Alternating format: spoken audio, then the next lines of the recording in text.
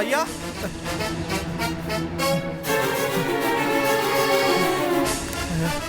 யோ என்னையா ஓடி வந்தாதான் மூச்சு வாங்கும், உனக்கு என்னடானா பைக்ல வந்ததே மூச்சு வாங்குது.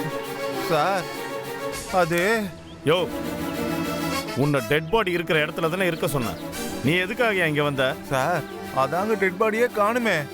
டெட் பாடியை பார்த்த உடனே எப்படியா காணாம போகும்?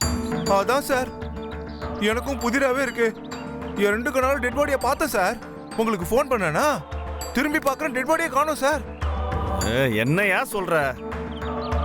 ச்சே, ஒரு பக்கம் அபிலேஷ் கொலை, ஒரு பக்கம் நந்தினி கொலை, இப்ப டெட் பாடி வேற.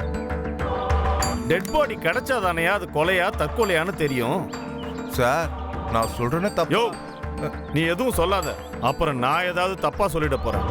போய் வண்டி எடுத்துன்னு வாயா. சொல்றத ஒரு நிமிஷம் அத நீயே தெரிஞ்சுப்ப. போய் வண்டி எடு.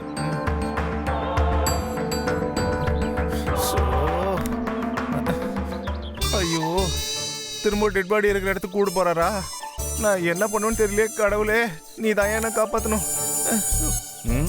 ஐயோ யோ என்னையா ஆயா வண்டி எடுத்துன? இதை வந்துடுறேன் சார். ஐயா கோவப்பட்டாரே.